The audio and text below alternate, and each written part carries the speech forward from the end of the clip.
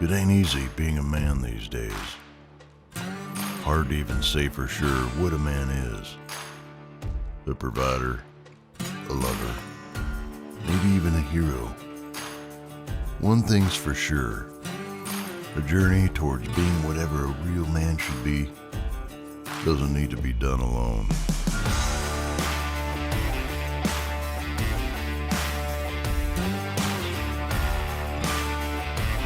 The Gentlementor are here to help you navigate that, so you never have to go alone.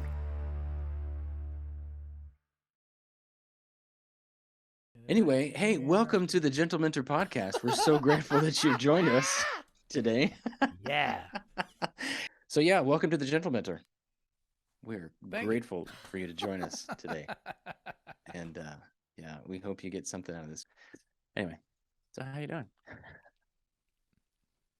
I'm fine. Everything's fine. It's just it's the game in my head. The game in my head. So Who's winning? I don't know. I'm just, like I said, kind of got to yesterday and I'm just like, okay, enough. It's been a week of this. I ain't digging it. I'm ready to be done now. And it wasn't quite done. It still doesn't want to be done, but What are the thoughts? Is it, oh gosh, I shouldn't have done that, or I should have done this, or I wish it did it? Is all that? all that kind of thing. Just old Doug with a megaphone. Just yelling anything you can think of. You screwed up. You blew it. You've let everybody down. You're never supposed to say no. You're always supposed to say yes. The physical limitation stuff just kind of exacerbates it because there's no way to counter. Like, that's my counter punch. Like, oh, you're going to talk shit to me? Let me show you where the weights are.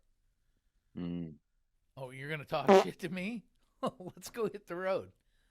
We'll get out there for a while, and you'll forget this. And can't do anything. So that's how you do it. That's how you blow back at your thoughts, is with your physical body. Punch back your soul with your flesh. I've heard like Joe Rogan talk about that for a long time, and it never really worked for me. Kind of like daily affirmations and stuff. It never really worked for me, but for some reason this last time that kind of mindset has helped. It's been an effective mindset. It's me against me. But that's the truth of it. I mean, until you realize that the enemy is not without, the enemy is within, and he's probably got the same name as you. And as we've covered in previous episodes, which were neither recorded nor aired, this is the worst enemy. Because this is the enemy that knows you. He knows your plays. He knows your moves. He knows how you think. So you are exposed. Yes. I've always thought that you're your biggest enemy and you're also your worst critic. And I am that. And sometimes... Which I think is probably the same hat, basically. I think the critic thing, here's my take on criticism. There's a funny quote in a movie, and it says, basically like those who cannot teach Jim kind of a thing. Is that people who don't add anything to the accumulative wealth of culture tend to become critics. Critics are people who don't add anything. They just sit around and criticize things. Yep. Here's my superimpose that over the idea of being your own worst critic. So what you're doing is you're taking a position that you are no longer going to do anything. You're just going to spend all of your time criticizing yourself. Yeah. That's how I spent the first 50 years of my life, employed in that pursuit. It was a distraction to avoid the responsibility. Oh, yeah. And not just the responsibility for the things that you've done and the person you've been, but for the fact that if it's going to change, it's going to be you. And so at that moment, it becomes you versus you. Because, like I said, this has been kind of the theme we've run with, and which isn't a new theme for us, but the idea that, all of your problems are coming from something outside of you is false. Most of your problems come from something inside of you. It's called your ego. And that's how he gets his jollies. Yes. So he's had me on the bench for a week, softening me up Mm-hmm. because I couldn't move.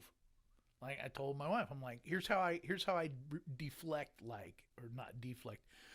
Here's how I process stress and junk in my life: physical exercise, and of course you've got literally and figuratively been on the journey with me, where I have renewed my love for singing. Because I finally realized it does not just as words, really doesn't have anything to do with the quality. It has to do with the communication. Right. Okay. So I haven't had that for a month. And then this last week, no ability to use physical exercise either. And I've had enough. I have had enough of this. And so what do? Yeah. There's no desk to take the complaint to. Again, it's just you. So what do? And it's like, I don't know. I've tried and tried to pray. I've tried to argue. I've tried cussing and crying and just everything I can think of. And so yesterday I wanted to be able to go back to exercising. And just my hip was just, and that's the worst part. It's like normally it's a mobility issue with my hip. For the last week, it's been like finding a comfortable position that I can just sit in or sleep through the night. Yeah. It's the worst it has ever been. The severity. It's like the same pain, but just cranked up. And it's just like all this just wears you down. And it's like there's just nothing to do. And there's no one to complain to, and it doesn't do any good. You just make everybody feel bad because you're in a shithole and nobody can do anything about it. You're just going to sit in the shithole. And so I've been trying to sit in the shithole. Sadly for you, you called me right in the middle of that yesterday, and I'm like, no, everything's fine, I swear. Like, okay, I'm terrible at that, so we nobody bought that lie. But I know what it is now. It's not like it used to be. Well, okay. Now you identified your enemy. What's your plan on defeating him? Well, yesterday my plan. Your physical beating is not going to work because your fists are tied, I guess. Can't use it. To a certain extent. Yeah. There's a So what? weird scene. So you don't have a plan? Because well, I mean, he's still winning. I had a plan, and I couldn't do my plan. Yeah. But then I got really mad. And that's always been a bad thing throughout my whole life. Is that the only plan? Well, I came up with a plan. I improvised a plan, but I used my anger to fuel it instead of to do something destructive. Yeah. And I came in here yesterday afternoon after just being miserable in my heart and my head all day. And I said, get down on that floor. Until you try, you don't know. And so I got down on the floor. And I started doing push-ups. And I started lifting weights. And I said, I don't care if it hurts. This is better. Okay. And I didn't get all the way through it. But I got enough done that I felt like I made a stand. I showed up finally. There you go. So today, I did it again. And it's not my plan, and it's not the way I want to do things, but it's what I can do. I could go walk, but I'm going to jack my toe up worse. I've got to wait at least another week for my toe to get in a better position. That's a good call. That's a good call. I got reamed by Andy, and I'm like, you're too late. Mark already got me yesterday. Yeah, I realize this is my fault. But in my head, my brain wants to turn all this shit into, see, this means something. Oh, this sure. is the game. Yeah. All this means, right. It's like, this doesn't mean anything other than I got over exuberant. And that's okay. Yeah. Because we learned. Yeah. Here's what I see, because I love this. This is what Charles Duhigg, James Clear, in his book, Atomic Habits. He talks about, and we got to use all this, by the way. He talks about your actions vote for who you are. So your thoughts are going around your head and they're just the thoughts. And you can have hundreds and thousands of them. I don't know how many, when I get in a situation like you were talking about and I hear the thoughts in my head, there's three very distinct voices in my head that I have. Maybe you have more, maybe you have less. I don't know, but I've narrowed them down to three and I hate all their guts. But he talks about in his book, James Clear talks about that your actions vote for who you plan to be. So even though those thoughts aren't, those thoughts can still stop you from those actions. And I like what you said. You just got on the floor and started to push up. Even if you just got on the floor, Doug, every morning when you do push-ups and just laid there with your hands in this position on the floor. Don't give me any ideas. No, I'm just saying. The thing is, it's your actions. Yeah. And then 2 days later, okay, I'm gonna push. Okay, there you go. In a week, I get a week. The time that you take to go for a walk, sit looking out the window or something with no screen in your head in front of your face at the time you were supposed to take a walk. So you've created that habit. You're still voting for the Doug. This Doug, your every vote. Yeah, you see what I'm saying? And then Thursday it's a walk down to the driveway. And then Sunday it's a walk to the next driveway or whatever. And then you see what I'm saying? And this is You're pride. doing it. This is You're pride. doing it. This is You're doing it. pride. I don't want to have to earn it again. That's already my territory. I shouldn't have to take it back stage by stage. Yeah, That's my I get pride. that. You're I right. get that. You are right. get that. Just telling you, my inside resistance voice is doing this. I don't know if it's 3 voices, 4 voices, 1 voice that wears a lot of hats. Whoever it is, he's not on my team. That's what I know. Right. Yeah. He's on the old team, and that's like I said, that's all it ever is. As soon as I went through that meeting, and it was funny and it was weird, and as soon as that wore off, it was like, oh no, I did a terrible thing. I did a terrible thing. I did a terrible thing. I shouldn't have done it. I did a terrible thing. I let everybody down, and my emotions were just like whoosh. Okay, so what was the terrible thing? Going to the meeting? I didn't take the job. Oh, okay. Would you just walk in and say no, thanks? No, that wouldn't be very Dougie.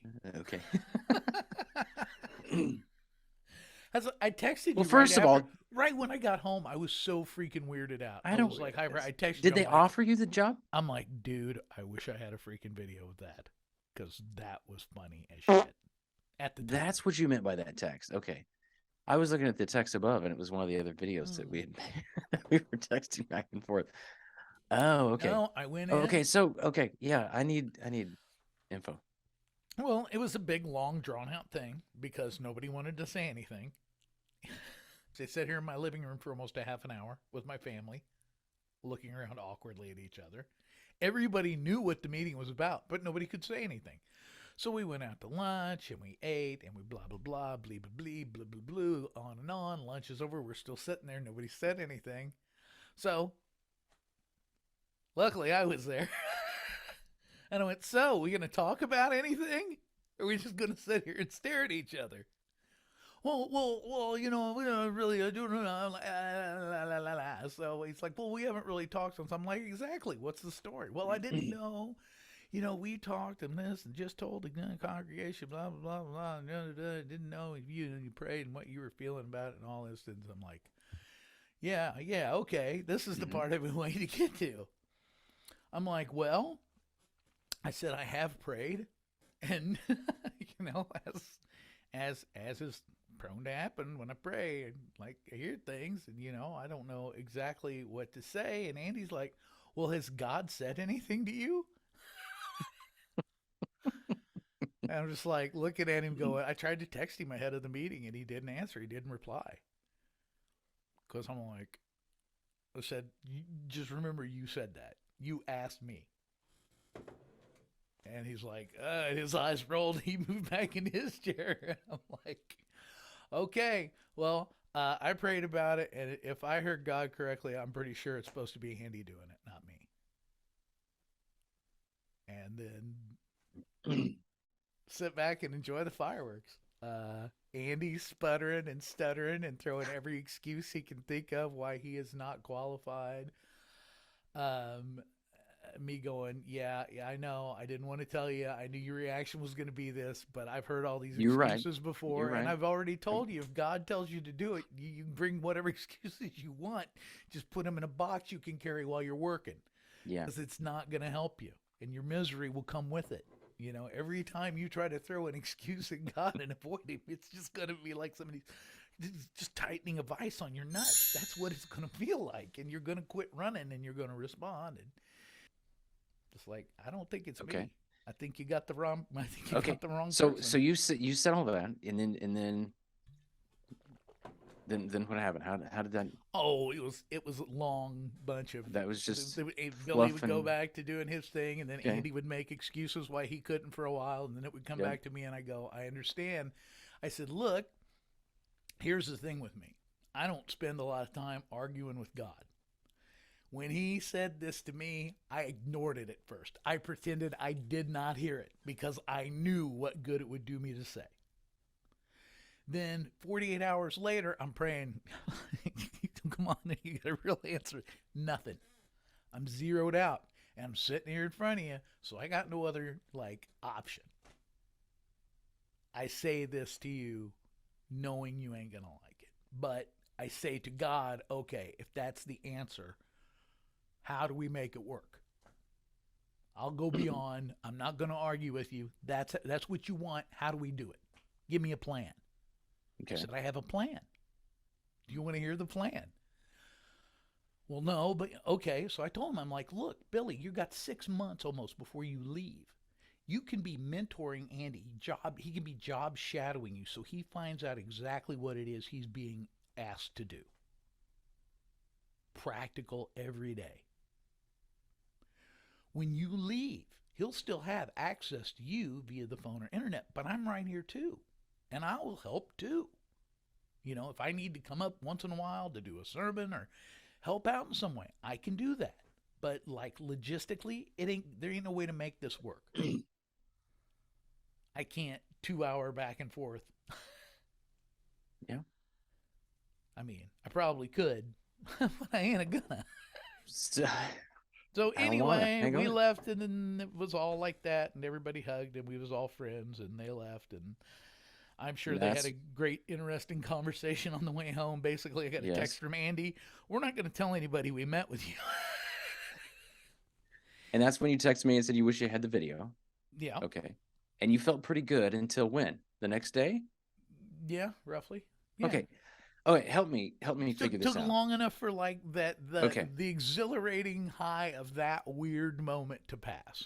All right. And then the doubts come.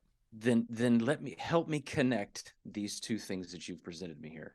Okay, in the last 30 minutes. I'll do my best. I am not connecting them. Okay. What are you trying to connect? Okay.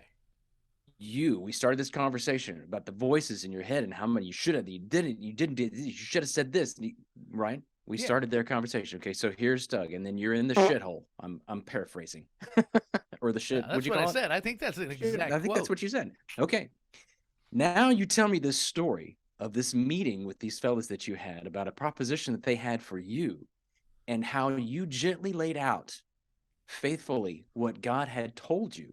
And then also applied a whole lot of real life logic and wisdom in a response to their faces.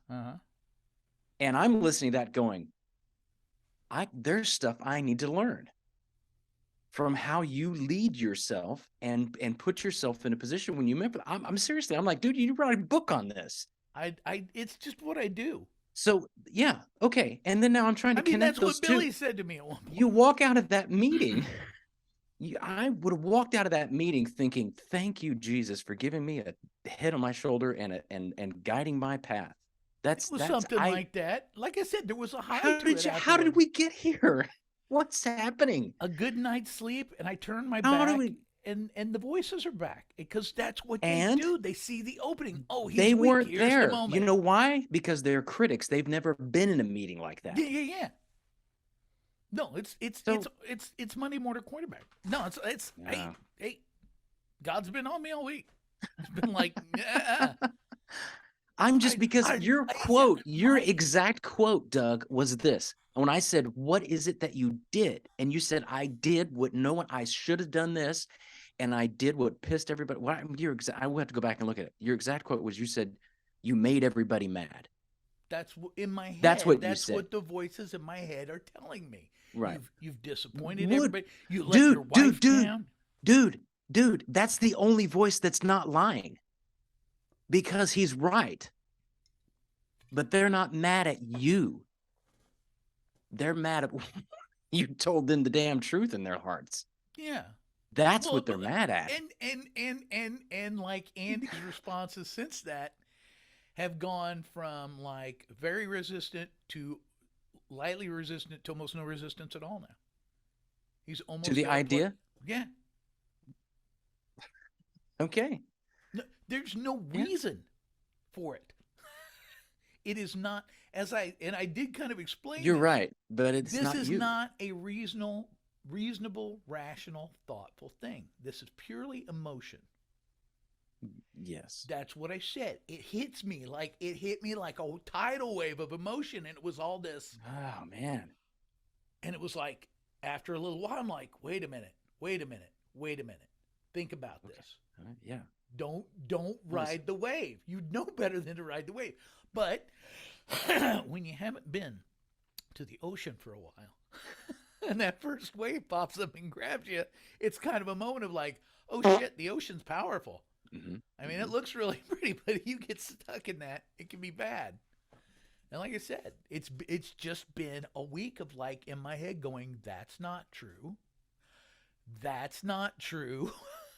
I'm like, okay, enough of this. I want to be back working out and doing my regular stuff. I hate this shit. Having to sit and defend myself against my own accusations is exhausting and stupid. Yeah. Stupid. But it's like, I'm sorry. No, it's all right. Because no, I hate that. I know. But that's, I was all right. Like early in the week, I was like, okay, this is lies and slander. That's all this is. This is accusations. You know who accuses the brethren. You know who the father of lies is. This is the Bible verse yourself to death on this. Just makes sense. And none of this makes sense. It's just the attrition over the week. Like, as it goes on, and there's no way to like fight back. And I can't. Like I said, can't go run and I can't lift the weights. And I'm just like, finally. But you can focus on the Doug who's going to do that. And I feel like that's because you can't defeat a thought with another thought. It's the action. That defeats it. And that's what yesterday was. We talked about that. Like, I talked about like the affirmation thing and how that doesn't work for me. But what works for me is that internal monologue conversation I'm having out there when he goes, I don't want to do this. And I go, yeah, but you're doing it anyway. So who won? Like I said, yesterday I took a stand. It felt great. I felt crappy again this morning, and it took me a little while to get to it, but I did it. You got it. I took a stand again. I'm taking ground again. I'm like, look, I don't want to have to fight to take back every piece of ground I already won, but I also do not want to give up and walk away. So you're not. Yeah. You got to do one thing or the other. So action is always the thing. I said last week, I don't know if I said it last week. Can I tell you 2 great things I have that have helped me through this week? I have 2 great things. I have one great friend that I do a podcast with, and I spent most of last week editing those podcasts, and there were so many encouraging words in those podcasts. And to me, of course there are. You always speak encouraging words to me. Exactly. You're welcome. It's like it always is. Okay, but in the past, it was like, oh, here, let me, what do you want to call it? I don't want to call it predict, but let me predict the dumbass thing I'm going to do next week. Prophesy? Into this podcast recording. Oh, okay. And then as I'm editing it in 2 weeks, I'm going to go, oh. Okay, all right, go for it. The opposite thing happened this time. Because the things I was hearing were encouraging me with how to handle this, because we were talking about, you don't listen to the emotions. The emotions lie. The emotions want you to do something stupid. Like this week, they wanted me to quit and give up. Yeah. That was you just give up. It's like, oh yeah. Who knew? Ooh. And it's dumb as hell to talk about, but it's really what goes on. And so we talked about all that. We talked about that being like money in the bank. You were talking about the dude from the book, the Atomic book thing, Atomic Habits or whatever. Yes. It's like stacking cash in the bank. Every time you do an action that reinforces that new person or that change you want to make, that new thing you want to become, it's stacking cash in the bank. Yep. And it's I don't know, that's the best way to put it. But yes, we actually said all this in previous podcasts, and this week I got to try it out and tell you, woohoo! I'm sold. So that was my first great thing. For $19.99, you can have the same thing, everyone. We'll ship it to you in a box. I don't know how big it would have to be, but it's gonna be a big box. So yeah, that was really great. And then working with Andy on these Psalms. I did we did 2, I think I did 3 more over the last week. Because again, it was something I could do. It was just like editing podcasts, that became the surrogate for my exercise. And that was like being able to come in here and go, oh, I put these headphones on and push this button, and that can drown out all that shit going on in my head. Ooh. And I can listen to you and listen to me talk, and I can focus on that. Or I can listen to music and work on some music parts and do stuff like that. And it's like, oh, well, that was not my plan, but that was a great surrogate. Having a something else thing. That's something, and I think it's in upcoming notes, but since we're here and it's popping up, it seems like there were a couple of times as we've podcasted on this topic in the previous weeks that it seemed appropriate to say there's a principle in Alcoholics Anonymous. I think most 12-step programs have it, and it's this idea that like, and it's not in the 12 steps, it's kind of before you begin. The probably the most common version of it is like somebody who's an alcoholic and they're a smoker, and they go, oh, I want to quit drinking, and they'll tell them, don't quit smoking too. Keep smoking. Let that wait till later. Get the alcohol under control. Mm-hmm. But one of the that's kind of the idea, but not really. The real idea is that one thing at a time. One thing at a time, but also if you get rid of something, if the thing you want to change about you is like, I've got this bad, I had a terrible habit of biting my fingernails, as your wife can attest. Mm-hmm. I can't show them to you. You saw me bite them the last time I did it. So, May. All my life. But you can change a habit. Now, it helped. And how did you change it? Well, part of it was because my bad tooth. But right. Part of it was wanting to change it. It's like you got to see it before you can change it. But one thing is, like, if you're going to take something away, I'm going to stop doing this habit, this fingernail habit. Try to build a positive habit in. So you're not just going around going, I'm trying not to do this, I'm trying not to do this. You have something else to be the surrogate. Something, a positive change you want to add. I'm going to stop doing this, but I'm going to start doing this. Replacement not theology. Biting your toenails. Replacement. Yeah, or someone else's fingernails. But that being able to like watch the podcast and work on the music, those became the surrogates for those other disciplines I could not employ. Yeah. So, just a little piece of advice. And I said on one of them, I was started to say before, anxiety. How do you deal with anxiety? Take action. That's the simplest method for dealing with anxiety. And that's what a lot of this is an anxiety reaction because a lot of stuff went on. There was all this stress building up to the meeting, and then the meeting happened, and I wasn't quite sure if I was going to go through with it, but then I went and did Nutty Doug thing because I wouldn't want to leave one on the table. And then the down ride from that became an even further down ride. See, you say that Nutty Doug thing. That's completely, when you told me the story, that's completely different than Doug I knew 5 years ago. In what way? That it wasn't nutty. There's still another voice saying nutty, and you're repeating him. It wasn't a nutty thing. If I had the video, it wasn't a nutty thing. And I don't. Maybe you presented it in a nutty way. Okay. Dude, but that's your character. These but aren't what charismatic guys at all. So the whole idea that I said something to God and God said something back is like immediately puts them off. So and then you offer to them, and then you offer to them what God said, and offered a plan for you to assist in helping them follow God. That's just like, I don't know. I don't know how else. That's what we all want. We all want some kind of sage Is in our it? life that will do that for us. Yeah. Heck yeah, it is. Man, sure don't seem that way. Unless you don't want to change. I don't know, man. It was like Because, I said, it was another experience where it was like, well, yeah. I was feeling pretty weird about doing this, but now there's like a plan. No, I think this could work.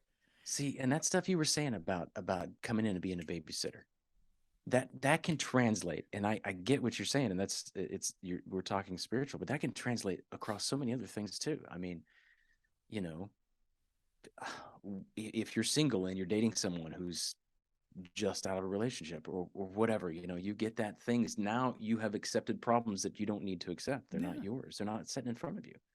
Don't do that. No. And Like, let's face it, Doug, there are people out there who go around chasing problems like, crime scenes so they can do a podcast. They chase problems. They're looking for problems. And if they don't, you know what they say about, if you hate family reunions because there's crazy people in your family, and if you don't know who they are, then it's probably you. They're not finding problems, then they're creating them. I think that's what's happening. So anyway. Yeah, no. Some people are definitely tuned for it. I don't know if they're looking for it, creating it, imagining it, but it becomes like so unconscious. a magnet. Yes, it becomes so subliminal at that time. It almost becomes part of their personality, and it's like, that's dangerous. Yeah. That stuff worries me. My wife has a new friend at work, and this person is a completely lovely person, and I've been around him, and I'm like, I really like this person. But one of these people, that's like, something's always a problem, and there's always a problem, and there's always an issue. And like, even when Jackie tries to help her with stuff, it's just like, the problems don't go away then. It's like, well, this, and weird stuff too, not just like it doesn't add up stuff, but like logins never work and the password's never right and stuff like that. And it's just like every single time, it just doesn't make sense. Some people, and it's, I'm convinced it is. Oh man, this will sound really charismatic. I think I have this idea that you can invite things not in a real way, but in a figurative kind of real way to take up habitation within you. Like saying I have cancer versus saying I'm a cancer survivor. Or saying I beat cancer versus I have cancer. Or saying I was an alcoholic versus I am an alcoholic. I'm not good at doing this, and that's why I'm kind of studying it and thinking about the linguistics of it all. Mm-hmm. Yeah. But I'm a domestic abuse survivor. I've survived domestic abuse. I'm sure there's other ways to say it. I can't think of them right now. But I think of people who leave domestic abuse situations, and I think of people, and I've known lots of them, who continually re-enter them because it becomes part of a pattern. Because it's no longer something they've experienced or something they've been through. It becomes a part of who they are. You take it on as a part of your personality, and it's almost like opening a door for it. Whether it's a real door or not, or it's just a door of perception, so you see things that way. I've come to, that whole victim thing we talk about over and over again. People who see all the problems are coming from the outside. Well, that turns your that's how your filtration system works now. You're prone to pick up every external is a thing. Yeah. They're coming after me. Everybody's out to get me. It's like nobody knows you exist. Here's the real painful reality. We talked about this in context of YouTube once.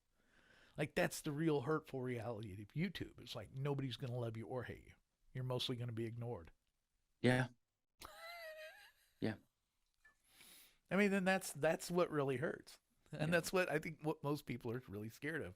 That I know that don't want to do stuff like this. Yeah. Anyway. Roger Von Oeck, another author that I absolutely adore, I'm glad you says that people only throw tomatoes at people who stick their heads out.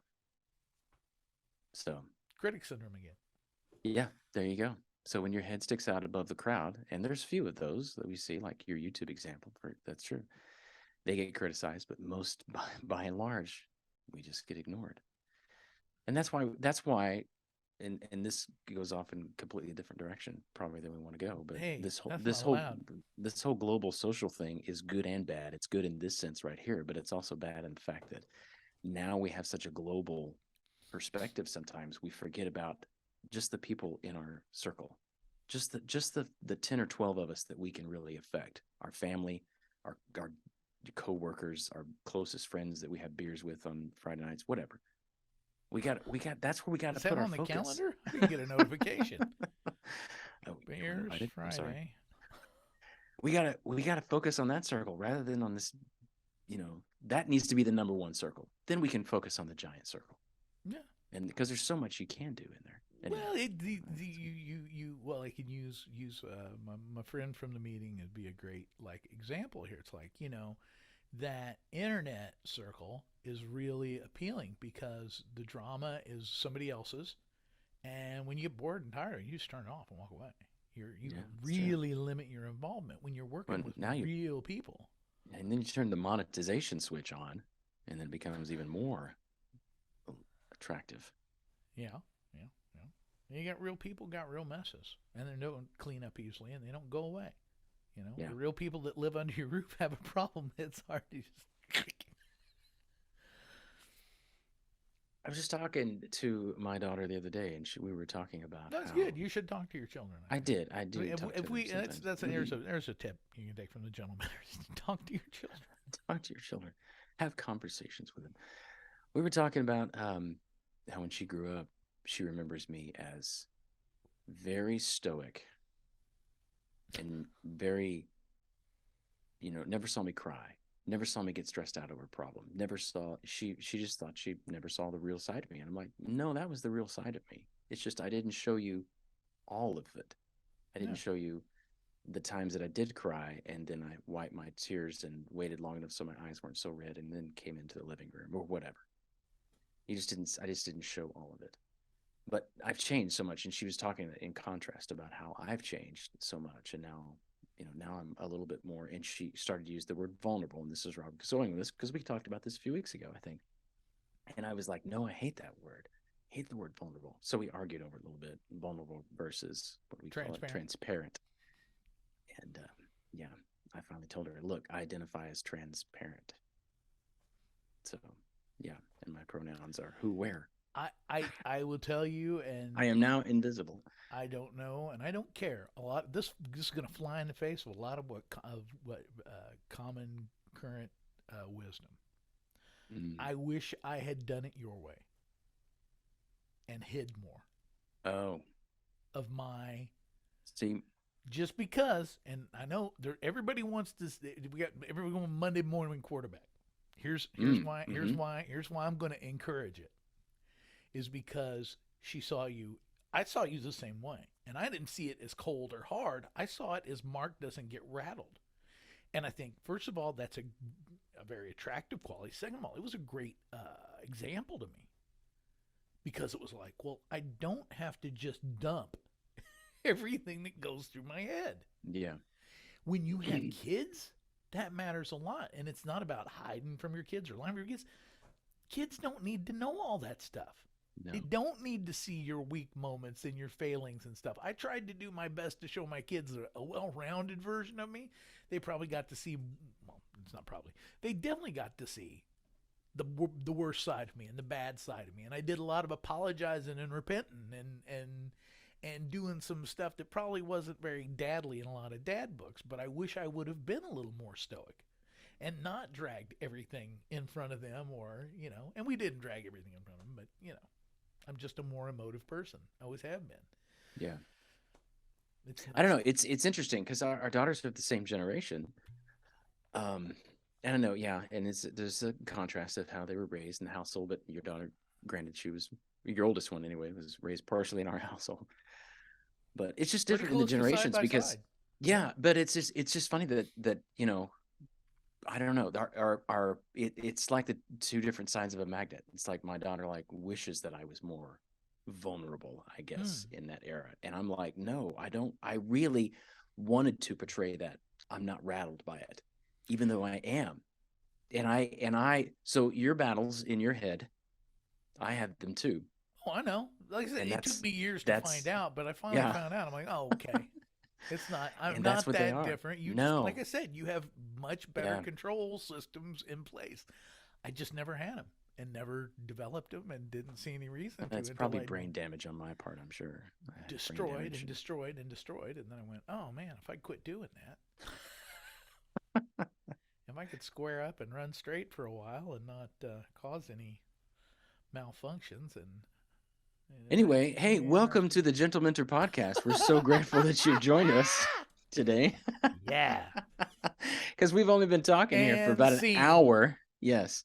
So we can use this 45 minutes, give or take. We can use this to kind of seam in where we need to. And hey, we're really glad you joined us because we're just a couple of guys who just chat about life and stuff.